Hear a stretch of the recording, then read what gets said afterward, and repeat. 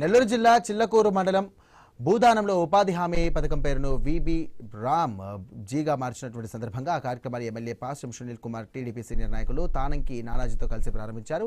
కేంద్ర ప్రభుత్వం 100 రోజుల పని దినాన్ని 125 రోజులకు పెంచి పేదల జీవితాల్లో వెలుగు నింపిందని కూడా ఆయన పేర్కొన్నారు. ఉపాధి హామీ పథకం పేరు మార్పును ప్రతి ఒక్కరికి కూడా తెలియాల్సినటువంటి అవసరం ఎంతైనా ఉందంటూ కూడా ఉద్యోగులపై ఉందంటూ ఆయన తెలియజేశారు. ఇక ప్రధాని మోదీ అలాగే చంద్రబాబు పవన్ కళ్యాణ్ల కృషితోనే ఇది సాధ్యమవుతోందంటూ కూడా పేర్కొన్నారు. ప్రచారం లేకుండా పని చేస్తే ఉపయోగం లే.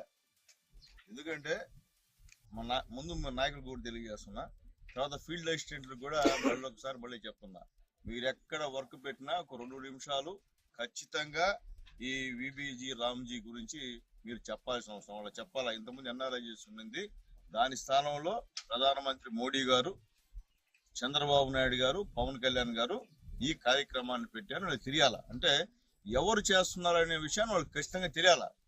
వాళ్ళకి తెలియకుండా ఊరికే మీరు పని చేసి వేతనం చేస్తే కుదరదు. ఎందుకంటే పనిచేసే నాయకుడి పేరు పేదవాళ్ళు తెలియాలా. రేపు వాళ్ళు చెప్పుకోవాలా, మాకు మోడీ గారు చేస్తున్నారు, చంద్రబాబు నాయుడు చేస్తున్నాడు, పవన్ కళ్యాణ్ చెప్పండి, వాళ్ళు తెలియాలి. వాళ్ళు తెలియదు.